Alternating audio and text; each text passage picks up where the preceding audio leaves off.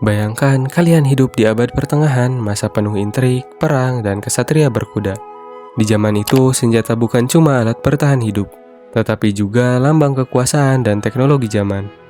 Di video kali ini, kita akan bahas berbagai senjata yang bikin sejarah abad pertengahan jadi menarik. Mulai dari pedang legendaris hingga alat pengepung yang bikin benteng kokoh pun takluk. Selamat datang di History Herald.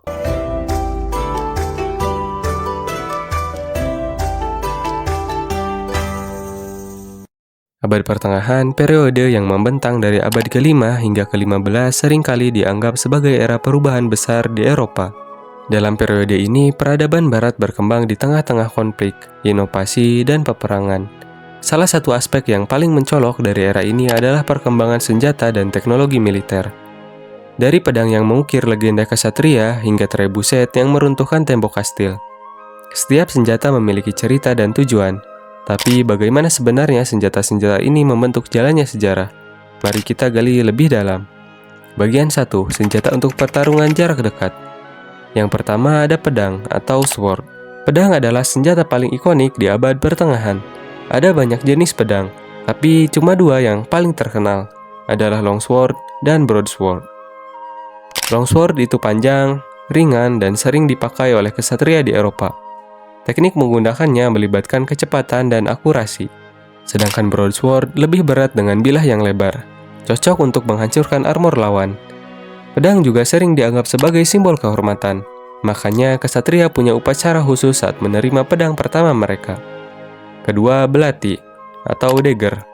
Kalau pedang terlalu besar, belati adalah pilihan sempurna untuk pertempuran jarak yang sangat dekat. Belati sering digunakan sebagai senjata cadangan dan terkenal untuk serangan mendadak. Bahkan ada belati khusus bernama rundal dagger yang dirancang untuk menusuk celah kecil di baju zirah. Ketiga, kapak perang atau battle axe. Kapak perang nggak cuma dipakai oleh para Viking. Di abad pertengahan, kapak juga jadi senjata favorit karena daya hancurnya. Bearded axe adalah salah satu jenis yang terkenal, dengan bilah bawahnya melengkung tajam. Kapak perang sering digunakan untuk menghancurkan perisai dan helm lawan. Keempat, mace dan morningstar. Kalau mau senjata yang brutal, mace dan morningstar adalah pilihan terbaik. Mace itu tongkat dengan ujung logam bulat, sementara morningstar punya bola berduri di ujungnya. Senjata ini dirancang untuk menghancurkan armor dan mematahkan tulang.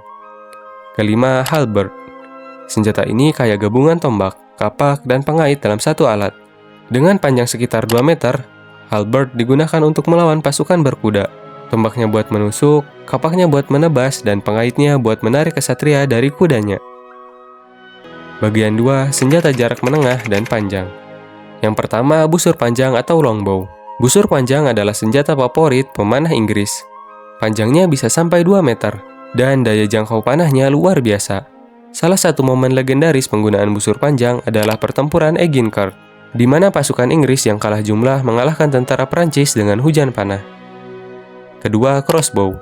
Kalau busur panjang butuh latihan bertahun-tahun, crossbow adalah senjata praktis untuk pemula. Cara kerjanya sederhana, tarik tali, pasang anak panah, dan tembak. Meski lebih lambat dibanding busur panjang, daya tembak crossbow jauh lebih kuat, bahkan bisa menembus baju zirah. Ketiga, tombak dan lembing. Tombak sering dipakai oleh pasukan infanteri karena murah dan efektif. Kalau lembing lebih sering dilempar untuk menyerang dari jarak jauh.